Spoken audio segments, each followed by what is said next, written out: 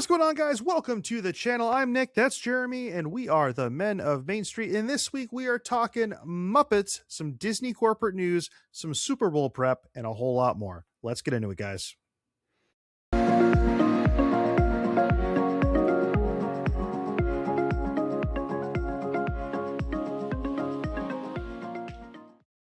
All right, man. Well, I mean, episode 41. Here we are. It's hard to believe that, like, in a couple weeks, we're going to be officially 1 year since we started doing this. Isn't that crazy to think about? A couple months, but yeah. I mean, couple weeks, weeks, months. Weeks. It's at least listen, more than 10. I'm trying to push out of the winter months here. Okay, I'm trying. I know.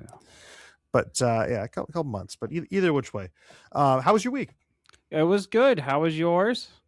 Very good. We had some stuff happen this week that I'm really excited to talk about.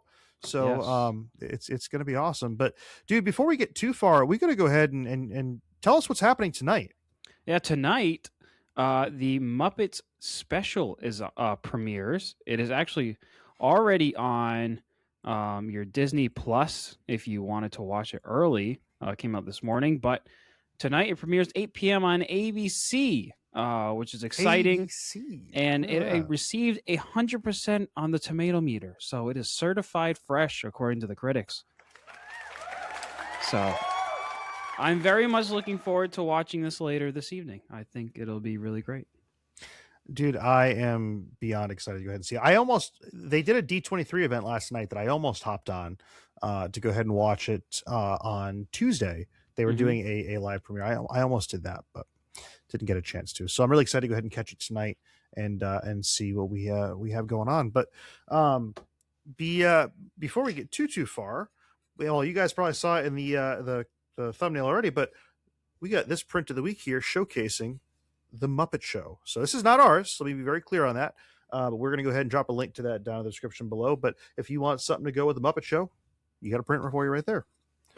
So well, dude, before we get too far into some of the more corporate news, the more nitty gritty, we got to go ahead and address the elephant in the room. No, there's not an elephant in the room.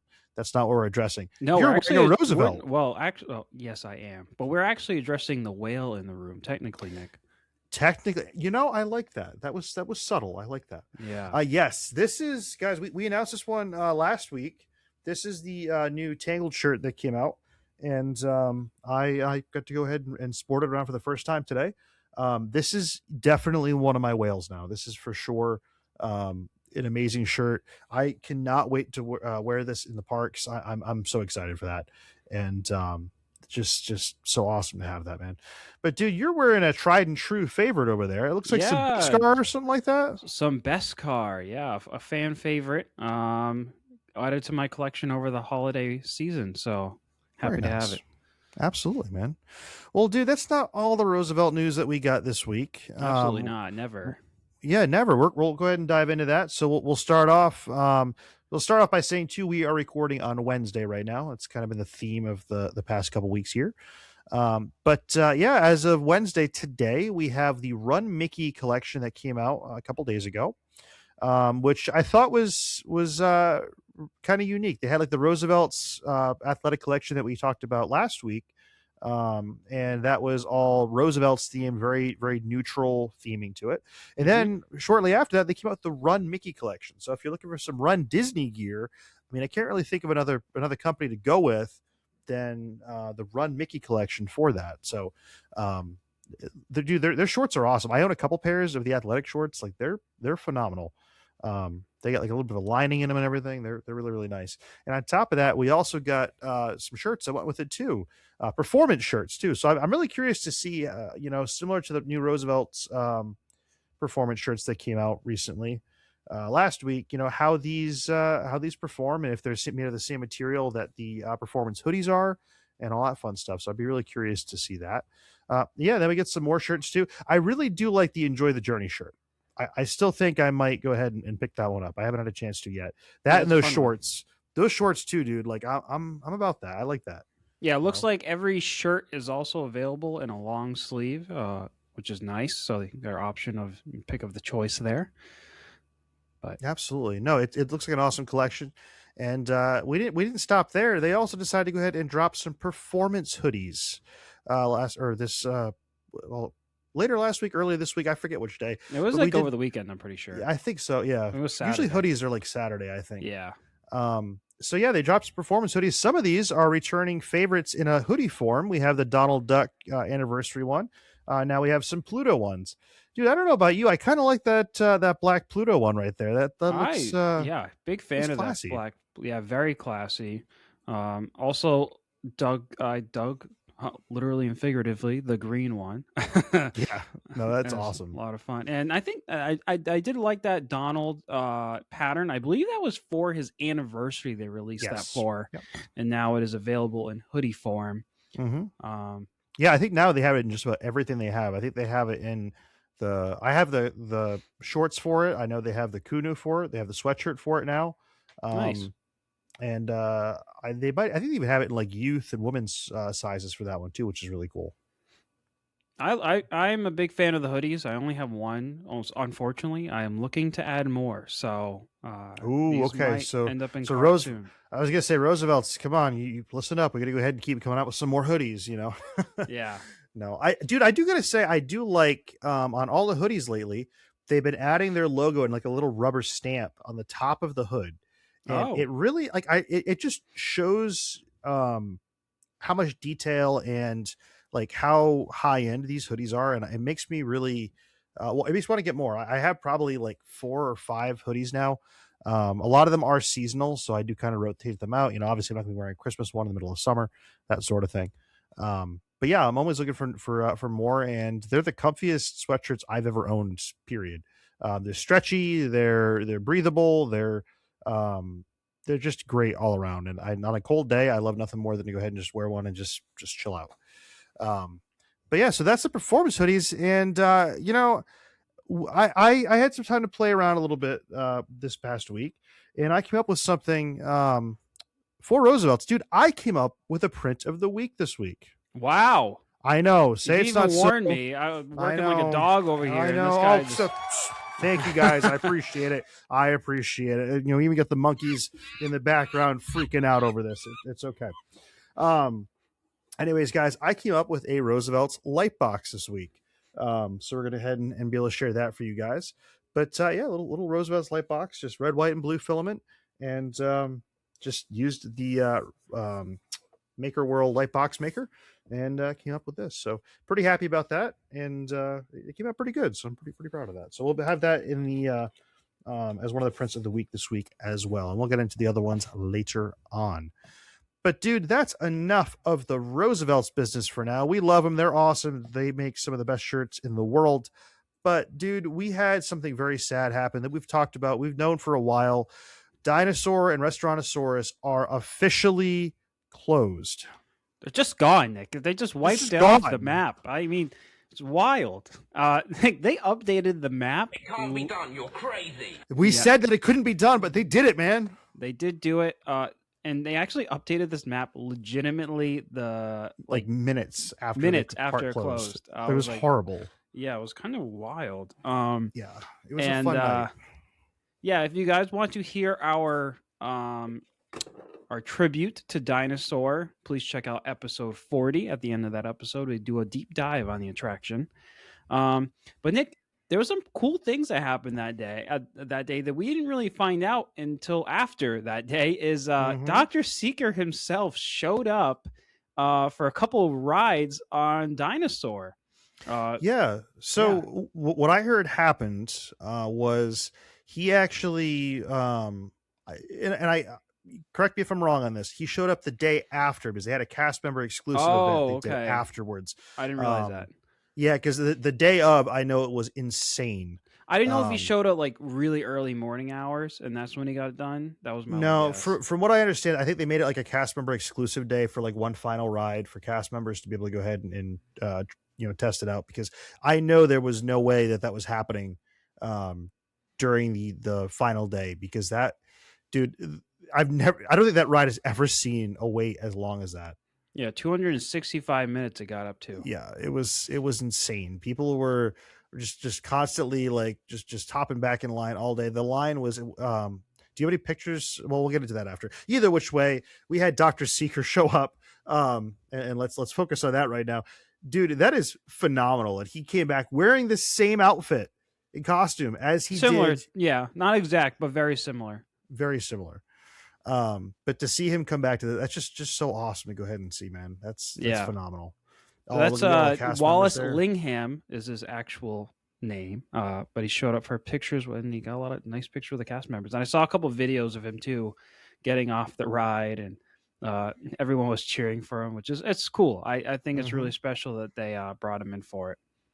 Absolutely, no, they it was awesome, and I it was funny. I have another video that I'll be dropping this week too, and in that video I get to go show the last time I rode Dinosaur and the pre-show that was in there. It was so funny. There's a section at the end, and this little Dr. Marsh comes on. She says, then you'll finally see that the future is truly in the past. This little girl in the crowd goes, "Yeah, we know." And, like the whole room just starts laughing, and then it goes into Dr. Seeker doing his "Hello There" sketch. It was so funny. I forgot that happened. But yeah, that'll be out this week, guys. So if at the end of this, if you want to go ahead and watch something else, I'll have another video up for you as well. So nice. But yeah, man. But go ahead and take us into the rest of what happened there. Yeah, so in addition, I did want to mention that now that Restaurantosaurus is closed, Harambe Market will be reopening. It was actually scheduled much later, but got pulled up. This will be opening on February 5th. So it'll serve American fare, such as burgers and fries. Different menu, but they did a little bit of refurbishment here. So just to take because they got to have somewhere that serves that kind of food since Restaurantosaurus is closing. And in addition to the changes here, over at the conservation station off Rafiki's Planet Watch, it'll temporarily close on February 22nd as they prepare to welcome Bluey and Bingo for summer. Yeah, for summer 2026, we'll expect them to be here and taking photos. So just a little bit of a renovations in there to get ready for them. That's really all. Dude, I need to spend some serious time in Animal Kingdom to go ahead and check some of this stuff out. I was thinking about this the other day that there's still so many things at the parks that I have yet to go do and experience. Whether it be like small things in the different countries, I was thinking I've never even done the American Adventure film and all that. I mean, just like small things. And I'm just I've never done that before. And Animal Kingdom, I think, has the most. I've never been to Harambe Market. I always go to all the other restaurants in there. It's just, and then the conservation station, I never made my way down there. So I need to try to, try to make that happen soon.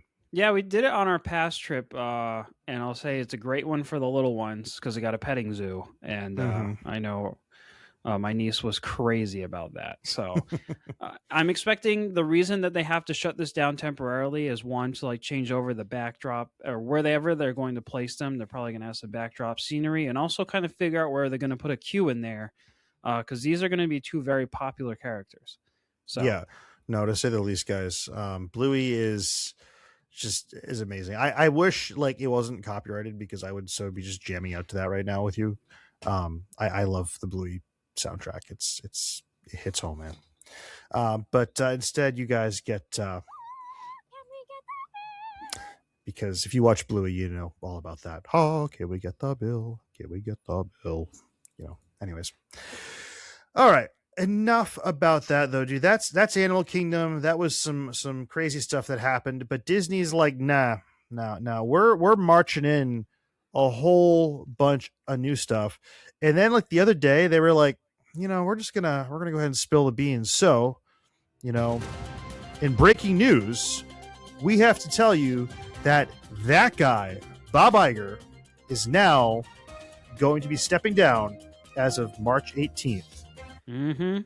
And Jer, who might be taking his place? No other than Josh D'Amaro. Josh D'Amaro. Dude, I am so excited for this. You have no idea. I'm a huge Josh D'Amaro fan. I mean, I was always a big Bob Iger fan. Josh tomorrow, he's been in the running for a long time. And I'm so happy to see that he's the one stepping in. Yeah. It's always been rumored. There was a couple people that they mentioned might step in. They might even do like an outside hire or something like that. No, he was the clear choice to anyone at all that follows him. He's that guy that you see literally wandering around the parks from time to time, and all the different like videos and all that, all the different TikToks, and he's just waving everybody, saying hi. Like he to me is like the face of the Disney Corporation in the parks. You know what I Yeah, mean? well, he is the chairman of Disney Parks Experiences and Products, so that makes sense. True. But to see him that often in the parks, it's just something that I feel like you don't often see. And the fact that he really likes to go ahead and interact with the guests and all that is really really huge. So Yeah, he's very big on fan interaction and connecting with his audience, so I give him a lot of credit for that, and I hope with that he might take some of our suggestions. I mean, I'd be okay with it. I mean, Josh, if you ever need to sit down, the Men of Main Street would be happy to go ahead and schedule as much time as you need to discuss anything at all. We'd be happy to give you our feedback Yeah, on it. if you want to come on the podcast, you just Please, anytime. by all means, it's always just open for you. And then open Bob, invitation. now that you have a little bit more time on your hands, enjoying retirement, you want to come on the Men of Main Street podcast, we'd be more than happy to have you. Yes. So congratulations to Bob on his retirement. Congratulations to Josh on his promotion to CEO. Mm-hmm. And then also wanted to shout out Dana Walden, who is being promoted to President and Chief Creative Officer. She's currently the co-chair of Disney Entertainment. So congratulations to her as well. A lot of changes up in the high rankings at Disney. But that begs the question, Nicholas. If you were named Disney CEO, what would your 3 immediate changes you would make in the Disney parks? Ooh, well, I mean, since you asked, Jer, and I know that Josh definitely wants our feedback. Obviously, he's a man of the people. He wants to know. He's a man of the people. I'd have to say the first thing for me, dude, is bring back more pass tiers for guests, including the out-of-state ones too. And also allow payment plans like Florida residents get, but allow that for anyone to be able to go ahead and do. I know, as a Florida resident, it makes it easy for me to go ahead and be able to split that up across the whole year. I know there is a pretty substantial down payment you have to put down, but after that, it pretty much, it's a no brainer, right? You're paying like $100 a month or whatever. You got Disney, that's just how it goes. Yeah. It's for me, it's like, getting gas for the car. It's like, well, I have to do it, so it's going to happen, Mm-hmm. But it's one of those things like if you're someone who wants to go ahead and get this pass, you live out of state, you're having to buy the Incredi Pass, plain and simple. There is no way getting around it, and you have to pay the whole thing up front. Oof. I mean, that's over $1,000 right there, and that's without the add-ons on it. So Right. I definitely feel for anyone that tries to go ahead and get a pass like that, because it's not cheap.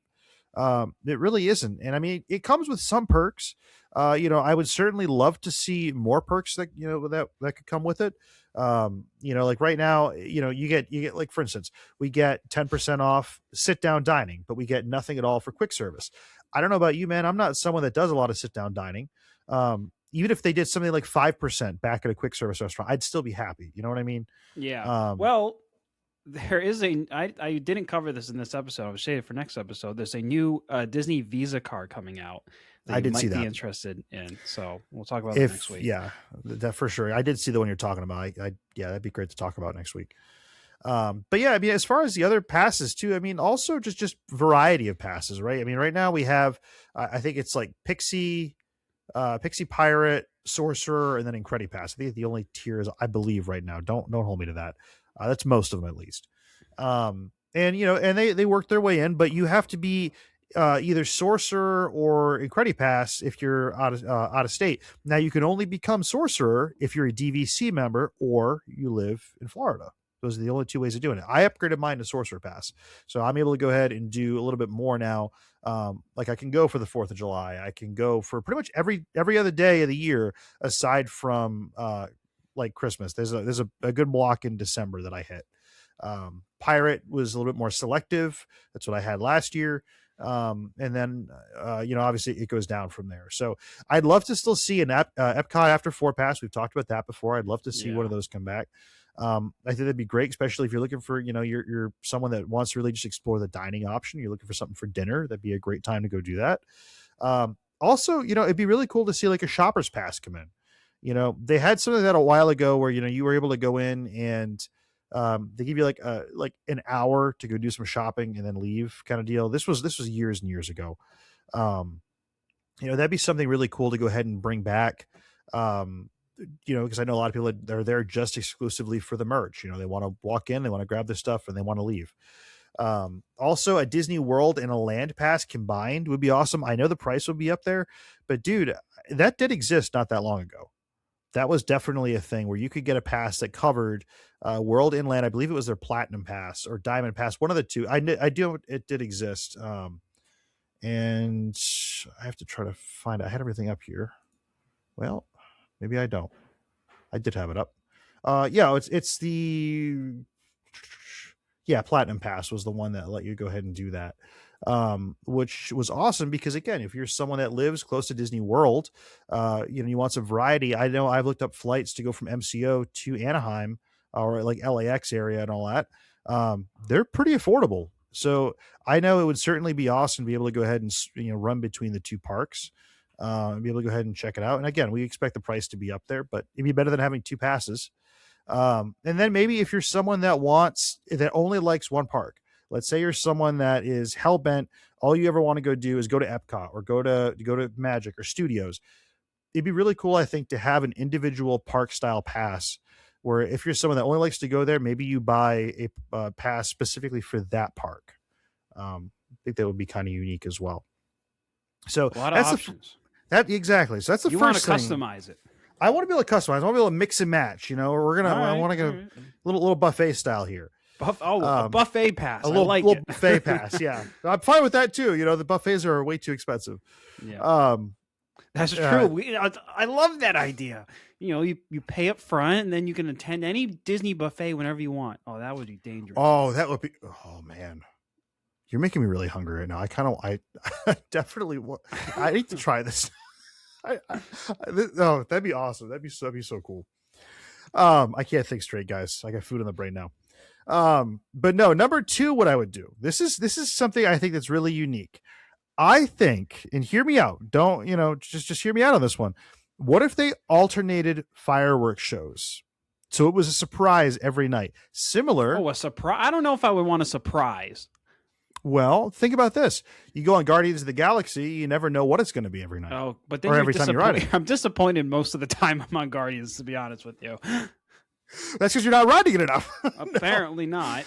No. No. I mean, maybe not even so much a surprise. Maybe just have like a rotating schedule.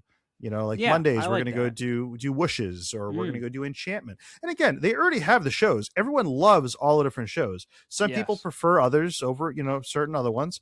I do got to say, after Happily Ever After left and Enchantment came in, I really was like, oh, I want more Happily Ever After to come back. Now that Enchantment was gone, I was like, no, I actually kind of want Enchantment to come back. It's one of those things, you don't have it, so you kind of want it. And I think it'd be really cool to go ahead and change it up a little bit. I know they do that for after hours events and stuff like that, but they have the power to go do it. Yeah, I love this idea. And I like that idea of scheduling like every other day. Like, I think you could do every other day Enchantment and Happily Ever After, and then maybe Wishes, save that for an after hours event. Sure. And then I feel like you get the best of all worlds there. Yeah, absolutely. I mean, do you think about it? They have all the equipment set up at all times to go do any of these shows. Easily. There's nothing. It's not like necessarily with Luminous, where it's a custom barge that's set up and everything's there. I mean, literally, the castle's there, the cannons are there for all this. The projectors are there. You can change this up any way you want, and it's not gonna, Yeah. And you can't forget about Fantasy in the Sky. They play that one at all the holidays too. Absolutely. Wild. Absolutely, man. No, I think it'd be really, really wild to go ahead and change it up a little bit. But I also do respect that people do want to be able to go there Hmm. specifically for, happily ever after, or the whatever the current one is, and that's part of the reason why they would want to keep that going each and every night. So I can see why. I can Yeah, see I don't pros and know. cons. Yeah, I definitely pros and cons there. Like if you had, it would be interesting to see like the statistics. Like on an enchantment night, do you have more of a crowd? Do you Yeah, have or versus happily ever after? Like I know we have preferred shows sure. before a guest who is just casually going to Disney, they probably wouldn't know the difference until they showed up. Yeah. I mean, and I think about it too. I also wonder, like, if they hold out on one of the shows, like, let's say Happily Ever After, it would only be like one day a week. I mean, is that going to would that cause an influx of people in that park, Oh, for um, sure. to the point where you can barely move on Main Street because everyone's like, well, I can only see it one day a week, Yeah. versus, anything else like that where they can go each night and they'll see the same show or whatever else. So, definitely some thoughts, but that's my second one.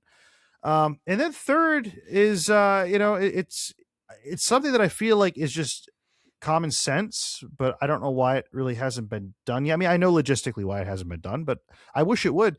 To be able to connect the Skyliner to Animal Kingdom, or Mm. just another form of transportation, because right now, dude, you're stuck with the buses, and You are stuck with the buses. I have taken so many buses out of Animal Kingdom, and it is so, I don't want to say underwhelming because that's not the right word, but it's very time consuming Yeah. because it's not like where you could just get off as a person and walk to something that's always running, like the monorail, like the Skyliner, like even the ferry boats. I'll even say that because those are constantly going between that route. Um, it's definitely rough to go from one to the other. It's possible, don't get me wrong. Everything in Disney World is connected in some way, shape, or form, but Animal Kingdom is the only park that does not have any kind of infrastructure like this, Mm. to be able to get massive amounts of people from one area to the other. And I think that's a big factor on why that park definitely gets less traffic through it, because I mean, let's face it, unless you're driving there or you take a bus to get there from a resort or whatever else like that, I mean, it's a little bit harder to get there.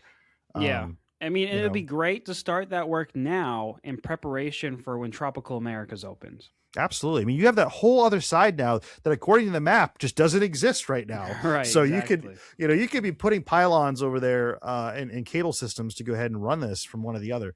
And that was the biggest thing that Disney World did, years ago, was be able to put the Skyliner system in play. Because I remember a point in time, not a lot long ago, when this didn't exist, and getting from Art of Animation and any of the budget or value resorts. Sorry, I had to think Yeah. about the word. Getting from any of the value resorts was a nightmare. I mean, you had to be at the bus station at like 6 a.m. to catch a bus Oh, to yeah. try to get there for rope drop. And that was if you're lucky. I mean, those lines were jam packed then. There's still definitely a line to get on the Skyliners and all that But now. it moves. It moves It quick. moves. Yeah. Absolutely. I mean, Yeah. you got to keep in mind that those cars are completely moving. And then if there's someone that does have a disability or is in a wheelchair, they're able to literally pull that car off the line, get them loaded separately, and then just a quick, hey, we're going to go launch this car on, and then they just we'll let another one go, create a space, and launch that one into play again. So that's just awesome to go ahead and if you really think about, like, logistically, how awesome it is to make all that work. But yeah, I mean, it would definitely help speed things up for sure and get that park more traffic. But again, I think it'd be an awesome addition to the parks there. And then as far as an honorable mention here, I do want to bring this up.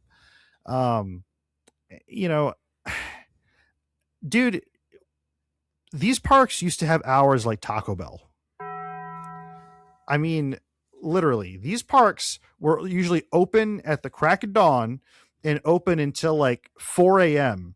at some points for some of these after hours events and Yeah. extended evening Pre-COVID hours. hours. Yeah. Like, it was insane. I used to always think of, like, when do they have time to clean or do anything? Because these parks are just so, like, 24/7 kind of deal. Dude, these hours lately, unless you're at Magic Kingdom, like, 9 o'clock is it. Yeah. And I feel like a That's lot a of hard that stop. when they used to push the extra magic hours, that would be a lot of part of that. But now extra magic hours are a half hour. Like, what are you gonna do in a half hour? Like even in the morning, like if you come in like for early hours or whatever like that, if you're at the resort, I mean, dude, you got 30 minutes. I don't know about you, but getting just from the like gate to a ride in Magic Kingdom, I mean, you've already blew all 30 minutes. There's like you maybe got 20 people further in line before rope drop. I don't know. It's just I feel like it definitely deserves to be brought back some. And I'm not saying it has to be 24 hours. I mean, that'd be awesome, but I certainly am not saying that. They used to have 24-hour days. They used to. Yeah. Oh, absolutely. I remember that. People used to do it, and they would be like, that was awful. Yeah. I don't know why you need to be there for 24 hours, but hey, power to you. Absolutely. But no, I mean, so I think that'd be really awesome to go ahead and extend those for sure. But dude, that's enough about my 3 things and an honorable mention of what I would do. Tell us what would you do if you were CEO? All right, let's get into it. So I'm going to kind of stick a little bit on the theme. You were talking about Animal Kingdom. Let's revisit Animal Kingdom. My first motion of action as CEO would be to extend the hours of Animal Kingdom and bring it back in its original form. Don't give me the changed version with Lion King and Jungle Book. Give me the original version of Rivers of Light. So, dude, you mean to tell me that like that amphitheater thing that just looks like an abandoned shell, that used to be something? It used to be this, Nicholas. It used to be this. This, the Rivers of Light. Wow. So this show, I don't think got the love it deserved. The thing that I loved about this show is now when I'm talking about the show, I'm talking about how it originally came out. It kind of had a lot of elements that I love that you would see in Fantasmic, such as water, live action, and actors and whatnot. And my favorite part about this show was the soundtrack. It had an incredible original soundtrack. No one's ever heard it before. They made it just for the show, and they nailed it. It was so good. And then I was really disappointed over time as they tried to introduce more IP into the show. So it kind of ruined it for me. Like the flow of the music didn't make sense anymore. It would be like, oh, it's building up, and then Hakuna Matata. I'd be like, no, that's not what's supposed to be happening right now. I just like once you like hear that music like in its original form, when you hear the change version, it feels very abrupt. It's like I didn't like it. So number one, extending Animal Kingdom hours, bringing back the show. Also, got to mention Pandora, barely enjoyed at night right now. Yeah, and they're doing a lot of work to it currently to improve the pathways of the bioluminescence. So hey, we gotta enjoy that place at night. That's literally what it was built for, and right now you really can't. Yeah, for sure. Moving on to my second thing I would do is I'm bringing back Fast Pass, Nick. I think everyone, this should be probably number 1 on here, but I think everyone's in agreement. You don't pay $300 a day to go ahead and have the Fast Pass Unlimited or Premier Pass or whatever. It's wild how much money you can spend. Oh yeah, on lightning lanes. It is, dude. Wild. I don't buy it anymore. I don't. I have no need to anymore, and it's so expensive. It just no. And the thing that I hate about it the most, I hate having to pay extra for a Fast Pass. Like I never had to do that. Josh, I hope you're listening. The other thing is I hate the individual ones too. Yeah. And I understand why you do that to a degree, because if you just put it in the normal lightning lane, everybody would be on a mad dash in the beginning of the morning to get the attractions that they want. I'm like, that's how it always would be. Literally, instead of running on your phone, you'd be running through the park trying to get a Fast Pass. I remember when you were growing up, you used to tell me that all the time. Like, yeah, no, that's what your family did. It was just you'd run to all the different areas, grab them all. Yeah. Like, all right, we got all the tickets. We're good to go. You know. Yeah, I mean, and also I dislike the dynamic pricing they currently have on lightning lanes. It is brutal. Like on a busy day, how much it can be. Yeah. And even the individuals, like it's like $35 per person. Yeah. For so $35 extra per person to get on something I already paid a ticket to do. You know what I mean? You know, so let me chime in on that a little bit too, because since some of the changes, you know, before I was a pass holder, I did start doing, we used to go when I would go with my family, we would always get Fast Pass almost every single time. And this was back when they first started introducing Genie Plus. This was kind of in that era of between Fast Pass Plus and Genie Plus. They were transitioning over. There's a lot to learn. I mean, there's still a learning curve that has to be done between different tier attractions. Yeah. We could spend a whole episode just breaking down what a tier 1, a tier 3, attraction is. I mean, there's tons of different logistics that go behind all that. But as far as the Fast Passes go, I mean, we started out, it was, between like $10 and like $20, like a day, somewhere around there. It's gone up. I mean, we could look back at some of the pricing. I'm sure anyone else could too. I mean, these days it's like upwards of like $40 plus a day. Yeah.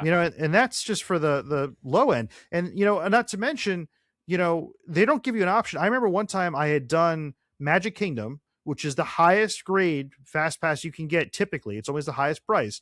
So you can usually get the Premier Pass is usually like that. Then it covers everything below it. So like all the other parks typically were covered in that. And one day they made the mistake of doing it for just Magic, and I wanted to go to one of the other parks. And, well, I couldn't go ahead and do that now after I just paid the same amount it was to go get all the parks Fast Pass on there. So, Right. Yeah, it was a little bit crazy. And then, not to mention, I mean, it's possible to have a great day with it. We did. We went down for your bachelor party. I mean, I think you could honestly say you've never had a more organized day, at Disney before. I've never done so many rides at Magic Kingdom in one day. That was wild. But yeah, but I still, agree. it's rough to say the least. You got to be like on it. I mean, if you have it, you got to constantly be on your phone. I mean, you're constantly checking and fiddle faddling, trying to find these things. So I could not agree more.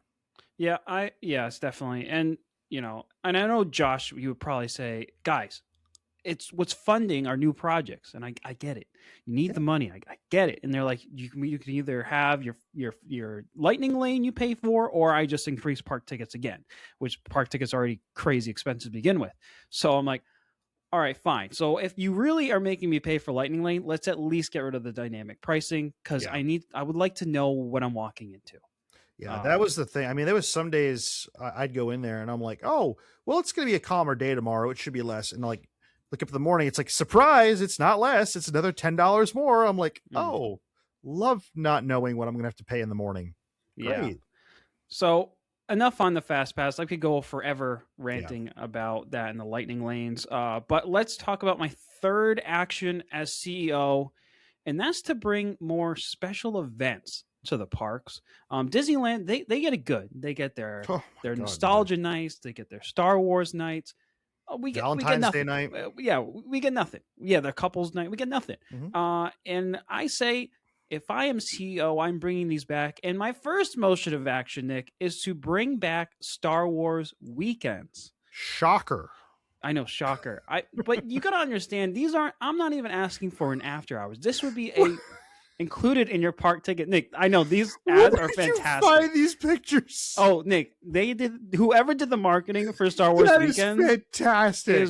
Is incredible. And Nick, there's so many more. These are even more That funny. is so funny. Darth Maul getting rainbow painted up. Yeah, there's so many good ones. And then Chewie coming out. Oh my God, I love that. Yeah, there's a ton of them. Again, the marketing guy, he nailed it for Star Wars Weekends. That is so awesome. But yeah, this event in particular is a really good one to bring back, especially, because of the popularity that it had when it was here.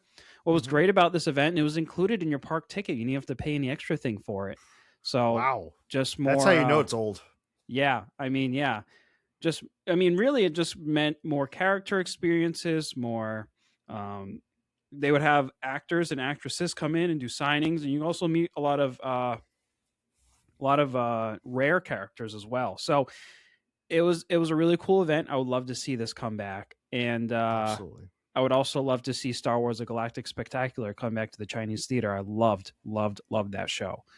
I mean, if they also want to maybe add like the show in Galaxy's Edge too for fireworks, yes, I wouldn't be upset. No. Oh yeah, the projection show, that's a low-hanging fruit, guys. Let's make that happen.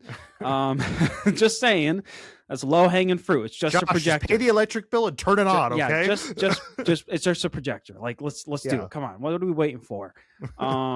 Yeah, honestly, that should have been my first thing, is just get that show in there. But special events, absolutely back to Disney World. I think that would be fantastic. And then I have an honorable mention at the request of my wife, because she has her priorities straight in life, and is to correct the terrible cheese that comes with your Mickey pretzels, because it is yellow, it is plastic. We just want better quality cheese. All right. Okay. Jared, I have two questions. Okay. Maybe this is more for Holly. So Holly, when you watch this, please watch this episode, by the way. When you watch this, just think about this. Why are you getting a Mickey pretzel instead of one at Baseline, for one, or at the Germany Pavilion? Those are the two spots. That's what you go to get a pretzel. Yeah, I know, but we want better cheese everywhere. Well, I agree. The second one I was going to say is, like, for one, I mean, I like the plastic cheese, but I want the plastic cheese, but like, I mean, like, get the beer cheese, man. Like that's. Well, yeah, no, that's what we want. We want the beer cheese everywhere. I want better cheese. Just better I agree. Cheese. I agree. But yeah, look for those other pretzels. Look for the better ones. They handmade. Well, that's enough of the CEO talk, Nick. We do have to move on, and I did want to bring up some new announced. We kind of talked about them quickly, and we'll go through this relatively quick. But we have our new popcorn bucket and sipper that got dropped this week. Oh boy. Yep. So does that mean we have the popcorn bucket preview? Absolutely, Nick. But this first one is the sipper. We need to come up with a good button for the sipper, which is like slurping through a straw. And then we also have the Scream canister. Okay, I like that. Yeah, which brings me to this, Nicholas, and I didn't tell you about this. We are about to do the Mom's Popcorn Power Index. So this is what we're going to be doing going forward. What in the world is this? The Mom's Popcorn Power Index is where we grade popcorn buckets on a 5-category scale. And God. And then once we're done, they will fall into the following tier rankings. So let's go through the categories first. So you have, and each one you allocate 20 points for. So you have Imagineering and Design. You have where you talks about like the detail and the storytelling that Imagineers did to put this together. Creativity and originality, if it's not been done before, or a very unique mechanism of some sort. Then you have functionality. That's like, hey, is this a legitimate popcorn button? Can I use it with popcorn? Or are we going to be like stuffing popcorn up his arm and trying to get it out later? Right. Park presence and flux. Is it a head turner? Does it have a wow factor? Is someone going to stop you and say, where did you find that? Exactly. And then there is value and availability, which is like price versus quality. If you get your popcorn included, stuff like that. And then we rank them on the bottom. Top tier would be considered 90 to 100, which is Walt's Vault. And then you have your E through D tickets. So E being the highest, relating to our e-ticket attractions, all the way down to D, which is, so you have your E is your ticket flex, or B would be your ticket classic. C would be a ticket cutie, and the D a ticket dud. So guys, real quick, if you were wondering why, now I understand why Jared was trying to like lead us through every topic like steadily, and I'm like, wow, he's cruising through all the topics tonight. It's because of this. Apparently, this is not in the script. Yeah. So now we have to do our grade. Okay. On the Mom's Power Popcorn Index, and what we'll do is over time as we generate these, we'll compare the popcorn buckets. Can we also add an extra tier? I vote to add an extra tier where if we are confirmed that it comes with popcorn, can we please add that? Like, that needs to be a thing. Well, it'll lose points in the value and availability if it does not. Okay. All right. Well, I'm good with that. Okay. Maybe I'll rename it so that's more clear. So for this one, Imagineering and Design, what would you give it, Nick? I do like the design of this. It's not the highest. I'd maybe give it maybe like a 12. All right, that's fair. I mean, it's already been kind of done. It's just it has been kind of done. So I guess creativity and originality, it's been done. It's been done in the sipper for a very long time. I'm saying like a 5 with this. Yeah, like a 3 to a 5 range. Might give it a little bit more because it does light up. Well, I was gonna say, if it does light up, you know what? I'm cool with that. 5 all the way. Let's give it a 5. Okay. Functionality and practice, I think it's going to get a high score. You can fit a lot of popcorn in this thing. You know, I feel like it's just literally going to be a cylinder that just has popcorn in it. I mean, there's no crevices to stuff it in the arms. So Yeah, you know. I'm thinking of perfect 20 on functionality. I'm thinking of 20. I like that. All right, park presence and flex. You think this is a head turner, Nick? I think I'm going to get asked several times, hey, where did you get that? So I'll probably give that one maybe like an 8. Like I I agree with that. I don't think too much higher than that. And then value and availability, it is going for $28, Nicholas. You know what? That's kind of middle of the road for me. We get some other decent numbers here. Let's give it like a 9. All right, a 9. So let's see how we add up here. 12 plus 5 plus 20 plus 8 plus 9. It gets a 54? Did I count that right? That's kind of low. That's really low. That's a little low. I think we were a little tough on the Imagineering and design one. You know, no. No. No, I don't. you're sticking with don't- this? Are we I'm calling sticking this a with that. dud? I'm going to call this a dud. I feel like this is going to be one we're going to see on the shelf for a very long time. All Like, right, this is you know gonna- what? I can't. they're not argue gonna with sell that. I out. like it. I think it's perfect functionality wise. Like if you're looking for a functional but fun one, it's great. But I think this is getting a dud. Yeah, this is not a Figment Festival of the Arts popcorn bucket. Yeah. All right, let's go on to our next topic. I like Nick. that. Thank you very much for coming up with that. Yeah, I thought you would like that. There it is. Disney's California Adventures 25th anniversary coming up, and there's a ton of cool things going on. Happy birthday to you. And we'll quickly go through some of the awesome things that are happening. Take us into so first of all, the celebration kicks off February 6th, so this Friday. Look at that. And it takes place at Disneyland Resort, along with the 70th anniversary of Disneyland. They'll have the 25th of Disney's California Adventure. Awesome. Nick, tell me what's happening at Soarin'. Yeah, so hang on. I know I got it. I know I have it. Soaring to tower. We are ready for takeoff. Yes, so they are ready for takeoff over there. Dude, we're going to be getting a change. We're going back to the OG. We're going to be soaring over California. It is going to be returning from February 6th to July 1st. Because you know what's going to happen right after that, right? What? We're going to have the new overlay. Oh, that's right. For the American one. Yes, I'm so sorry. Yes. So that's going to be awesome. I'm really excited for that. You even have a note in there. I thought of that without even looking at the note. That's how in tune I am with Soarin', man.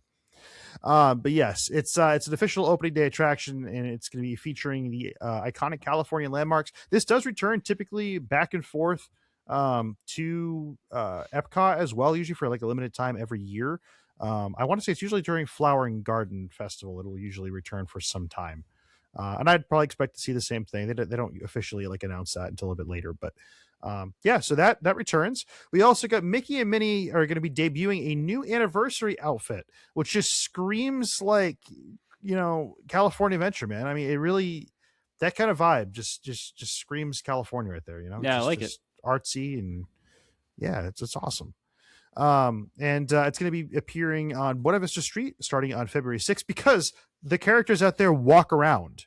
I wish we had that. I so wish we had that. Yeah. And then we're also getting some limited time food and merch. We got Cake Shake at Schmoozies, which is going to be available for February 6th to the 15th. And we got a Pixar Pal Around interactive souvenir bucket, which uses Magic Inside tech with lighting and color reactions across both parts. Dude, is that a popcorn bucket? This is a popcorn bucket, Nick. It is probably one of the most anticipated popcorn buckets of the year. So are we going to run this through the You bet we are. Yes, we are. Yes. I like this now. This is making me like popcorn buckets again. Yes. I got to hit the button again. Popcorn bucket preview. We need a new button that's like popcorn bucket index, and then we got to make one for like all the different tier attractions. Yes, be like we do. D bucket. Sorry, I meant to hit just escape not. Okay, so this one, the Imagineering and design. So this thing is very cool, Nick. It interacts with the park as you walk through it. There's a lot going on here. It's very smart. The just like the attraction, the carts, the cars on the carousel, they will move around and swing around. It's a really neat bucket. It uses magic inside tech, lighting color changes across the parks. I mean, it's cool. It's kind of resembles the kind of technology that we saw in the Magic Key. So, which I still love that. I really hope I get a chance to get out there to get that done. Yeah. So I would say I'm giving this a perfect 20. Dude, I'm giving this a 20. Yeah, 100%. Yeah, on Imagineering and design, creativity and originality, I'm also giving this a 20. 20. Yep. Functionality. Now this one you might not. This is a straight 0. It's this not has very functional. No, I would never put popcorn in this. I never would. But I will give it the fact that it has a cylindrical chamber, so you could fit some in there. So I'm not giving it a 0. I feel better like at a 3 or 5. Ooh. All right, let's go on the low end. Let's do 3. We agreed on the other 2. I don't know. All right. Parks, Present, and Flex, that's a 20 in my opinion. 20, 100%. Because this thing's lighting up with you as you walk around. Yeah. And then value and availability at $50. To be honest, man, I really thought this was going to be more expensive, and I would have been okay with it if it was. Yeah, I'm happy with 50, to be honest. That's worth paying for something like that. I mean, guys, if you think about it, most T-shirts at the parks are gonna run you $35 or around $30 at least for a T-shirt. So if you think that this for $50, I mean, that's to get like a pretty high end item. Even though it is plastic, it's really cool, and us Disney collectors would be like all over that. Yeah. So, I would definitely give that one probably a 20 in my opinion. I'll give it a 20. I'm fine with that. I'm upset. I'm a little disappointed that it's not more money. You know what I mean? I feel like they're going to sell out fast. Well, good call. This falls into this. We got an 83, a score of 83, and falls into our e-ticket flex one. So our e-ticket classification. So almost the highest. Just lost some points there on functionality. So, which I agree with, you know. To be honest, this is one of those I would never put popcorn in. Period. This is one that they hand you popcorn in a box as a suggestion, and it's like, yeah, that's going to go separately. Thank you. Yeah. I'd be a little bit annoyed if they were like, oh, do you want your bucket? And they crack it open and they just dump some buttery popcorn in there and just hand it to you back. I'd be like, no, please don't do that. It's true. And after you're done buying your popcorn, Nick, you can go ahead and buy some merchandise for the 25th anniversary, which I think they did a very nice job. Honestly, reminds me a lot of our Hollywood Studios 35th anniversary vibes. Yeah, I like that. I like this giant pin that they're coming out with as really well. Cool. That's a cool. It looks pin. like some Run Disney stuff right there, honestly. Yeah. That's cool. I like that a lot. Yeah, very Hollywood Studios kind of vibes. In addition to this, Humphrey the Bear will be making his Disney Parks debut. He will be appearing at Storytellers Cafe during Donald's Tales of Adventure dinner buffet and beginning February 6th. Very nice. Also, there's some goodies available at the gift shop, such as this 25th anniversary Grand Californian pin, which, if you don't know much about this Grand Californian hotel, it's very reminiscent to Wilderness Lodge. So it's a very cool resort. I do got to say, I did see it. It was on there that they're having a commemorative map that day too, for what is it, on the February 8th, dude. I'm one of those people that loves maps, and that may be one that I try to find out someone selling one on eBay to go ahead and buy.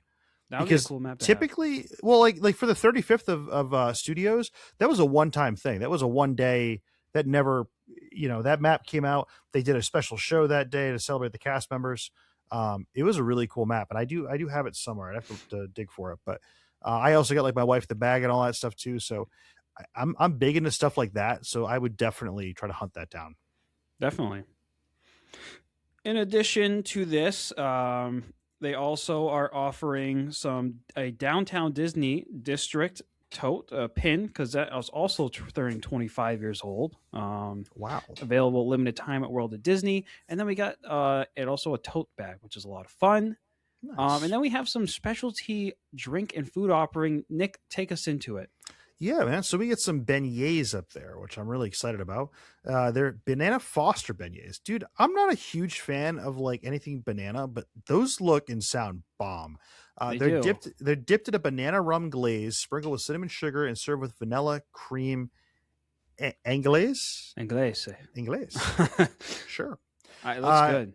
It looks really good. I would totally I love anything to do with beignets. Like right now, they even have the Valentine's Day beignets at Port Orleans right now. My wife's been like telling me we need to make a trip down there to grab them. But they also have the French 70 cocktail, which is dipped in banana. Well, that's a duplicate there. Oh, that's whoops, definitely not dipped in banana rum glaze. No, I hit Control V too quick on that, I think. Well, that one looks like a really good drink. Yes, and it looks does. like It looks like a champagne kind looks of like cocktail. yeah, Delicious. looks fancy. My bad on that. But then we also have some other really cool stuff too. We have the strawberry pistachio macaroon croissant. That is interesting. A lot of flavors going on there. And also dipped in a banana rum glaze, sprinkled with cinnamon sugar. Oh, I might have been doing this a little bit late at night. Well, then we also have the Parkside Birders Club, which is, do you have a picture of that one? That is not, it is actually an opportunity. It is not an item. Oh, okay. Fair enough. It's a fun-filled opportunity for guests 21 and older to taste and learn how to make 3 cocktails. Enjoy light bites and receive a $20 bounce back for Parkside Market and a collectible pin. Interesting. And then we have the Incredi Bits, which is dipped in a banana rum glaze, served with cinnamon. No, I'm just kidding. It enhances the original bits with tasty toppings, available in 3 flavors: Choco Churro Bits, Bacon Ranch Bits, and S'mores Bits, and not Bespin Bits. Definitely not the Bespin Bits. Who wants string cheese and the little crackers, man? No one wants that. Gosh, how can we start with the bits, man? Oh my god. Oh, jeez. Well, and then apparently Jared's going to take us into some vacation deals and offers. So go be a travel agent real quick. Yes, of course. So for California resident ticket offer, they're offering a 3-day park hopper for $249, valid for visits now through May 21st. They're also offering a hotel discount, save 25% on select Disney resort hotels, valid through May 21st, 2026. And they are also offering a Good Neighbor hotel package. Those are the hotels surrounding Disneyland, which is a ticket plus hotel bundle available at select locations. You know, I do got to say too, I looked at tickets not that long ago for Disneyland. That's a really good price if you're a California resident. Yeah, $249 for a 3-day park hopper. That's really good. Yeah. You're saving a lot of money right there. I think it like per day it was like $175 to $200 a day. So that's pretty wild. But dude, that's some pretty crazy news happening at Land. Again, just enticing me to more go over there to go ahead and check out the whatever is dipped in a banana rum glaze sprinkled with cinnamon sugar. Like everything's gonna be just like that. I'll be like, oh, this is my burger, which is dipped in banana rum glaze, sprinkled with cinnamon sugar. Would you like some ice cream? It's dipped in a banana rum glaze. Popcorn, we have that too. Guess what it's dipped in? Anyways, enough about that. There is a big sports event, I guess, happening this week. There is. Do you want to like take us into whatever that is? So, guys, my New England Patriots, if you haven't printed out your Drake May earrings from our Maker World site, please do. Are in the Super Bowl, believe it or not. After being a 4-win team last year, we are in the Super Bowl this year, playing the Seahawks, and I thought I have to dedicate it in a Disney-themed print some way, so I made this here decorative sign for Super Bowl 60. You'll see Mickey Mouse is repping the away colors for the Patriots, and then Donald is repping the Seahawk colors. And then I have the logo in the middle for the Super Bowl. So I hope you guys. You know, I'm gonna get in some real trouble with the Super Bowl because I can't bet on either team safely. Yeah, because I grew up in New England, so I have to be a Patriots fan. Because if I'm not, I don't belong in New England. But I also lived in New York for a while, so I'm a Bills fan. But they're out, so they're gone. And I've been in Indiana for some time. I like seeing the Colts, but my wife is a diehard Seahawks fan. Yeah. Don't know how she So, picked that team, but dude, she's hard up into this. So like I said, well, maybe for the Super Bowl, I'll do some like a little bit of some sports bets and all that. She's like, and who are we gonna bet on? And I was like, the winning team. She's like, so that's only one team, right? And I was like, yeah, only one team can win. She's like, and we all know who it's gonna be, right? And I was like, I don't know the right answer to this. And she's like, if you say anything but the Seahawks, you're wrong. And I'm like, oh, wow. Okay.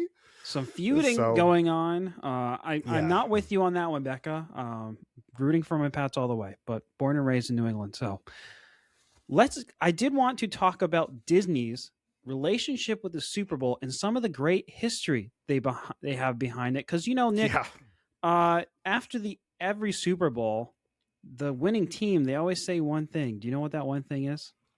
Well, they ask, they say, you just won the Super Bowl. What are you doing now? And Nick, what do they say? I'm going to Disney World or Land. One of the two. One of the two. So why do they say that, you ask?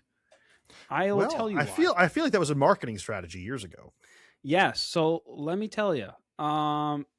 This all started with our very, one of a great leader that we had, Mr. Michael Eisner. So actually, it's funny enough, the tradition of the Super Bowl winners going to Disney World began by accident and evolved into the iconic phrase you hear today, I'm going to Disney World. It originally happened in 1987 during a dinner at Disneyland hosted by CEO Michael Eisner. And that's when they decided to do it. But what happened before that is aviator Dick Rutan casually said we're going to Disneyland after completing a historic nonstop flight around the world. Dude, he looks... No. Wait a second. That's not right. That's not his name. He's the old guy in Up that was like flying the... it wasn't a jet or anything. He was just flying that... the house? The big... Not house thing. He was the evil guy. He looks like the evil guy in Up. You know he kind of does. Yes, you're not wrong. Yeah. So then Michael Eisner's wife looked over to Mr. Eisner and said, that is a great marketing potential. And it was part of Disney's What's Next campaign. So fast forward to 1987, Phil Simms was the first athlete to say the Super Bowl, the line after winning the Super Bowl, saying, I'm going to Disney World. And it was reported that he received $50,000 plus an all-day celebration at the Magic Kingdom. Well, I mean, nowadays it might cost you that. No, I'm just kidding. But if you get fast pass. Yeah, right. I wonder if he got lightning lanes. Since 1987, the phrase has been used every year except 2005 when no commercial aired, which is weird. And the players actually do go to the parks, usually participating in a parade the day after the Super Bowl. Last year, it was Jalen Hurts, as you can see from this photo. They did briefly pause this tradition in 2021 due to COVID, although the players did visit privately still. So yeah, it's while usually it's the MVP of the Super Bowl who does attend this event, they do sometimes gift it to another player. Like Tom Brady gifted it to James White in 2017 after Super Bowl 51. So because Tom's been so many times at that point. I mean, dude, not for nothing. If I won the Super Bowl, the very first thing I'd want to go do is go to Disney World. It's true. I mean, so like I'd want to like just spend like 2 weeks there and do nothing. Because I mean, I feel like my body would just be hurting for all the pressure of everyone, Yeah. Like wanting me to win. Yeah. And this tradition has expanded beyond football. NBA champions have done it and MLB champions. So it's a cool thing. They put it in a commercial right after the Super Bowl is done. And they usually play the When You Wish Upon a Star song. You'll definitely should look for it this Sunday. And with that, I was actually watching the AFC Championship a couple weeks ago, and right after, that was the divisional round, and then right after it was done, this crazy commercial came on for ESPN, and I was like, what is this all about? Turns out that ESPN is hosting the Super Bowl next year. So Disney's company will have the Super Bowl next year, which is the first time they've ever had it. which is kind of a big deal. And to celebrate that, they're doing a whole handoff event for this, believe it or not, which I did not know about. So ladies and gentlemen, Disney Plus is definitely about to get a lot more expensive next year. I'm just kidding. Yeah, you'll probably be able to watch the Super Bowl on Disney Plus. That'd be awesome. I really would. I love one platform for that. Yeah, ESPN's kind of a pain because you can't get it digitally, like on your antenna or anything. You got to pay for it. They're going to be doing this 24-hour handoff after the Super Bowl, and it's to kick off their road to 2027 for Super Bowl 61, the first time that ESPN has ever broadcasted the Super Bowl. That's awesome. Which is really cool. It'll be spread through ESPN, ABC, and Disney platforms. It starts at SoFi Stadium, the future home of Super Bowl 61. Chris Berman symbolically is going to hand off coverage to Scott Van Pelt. If you don't know him, he's very popular on the ESPN. He has his own show on it. And yeah, we're going to get a lot of interesting stuff over that 24-hour period. I don't know exactly what's going to happen. They'll probably do a lot of advertising for the parks, and then I think they're going to do a lot more coverage on the visiting of the winning team than they normally do. Because usually you'll get like a couple pictures and stuff and maybe a quick video, but I think you're going to get like live coverage of the Super Bowl winner at Disney World or Land, whatever one they choose. Just have a live streamer following them around all day. Maybe they just pick Ron or Tyler from Daily Fast Pass, just following him around, be like, guys, I have him, he's right here. Yeah, but that's everything I have on the Super Bowl. Well, dude, do you know where I was at last Super Bowl? I don't. I was. You were at the Disney. I was in the middle of the open ocean. Oh, you were on a cruise. That's right. I was on my cruise. That's right. It's been almost a whole year, man. Wow. And and tell us, how was watching Super Bowl on a cruise? What did they do? They put it on the funnel vision. Oh, that's cool. I like that. That's cool. And I walked by and I grabbed some chicken tenders and I went and grabbed a thing of ice cream and I walked away. Wow. Because I could have cared less. I was like, I'm on a cruise. I'm like, I want to be over here. I heard what the score was after and everything else. And it wasn't. That was a blowout last year. Who was it last year? It was Eagles, Chiefs. Yeah.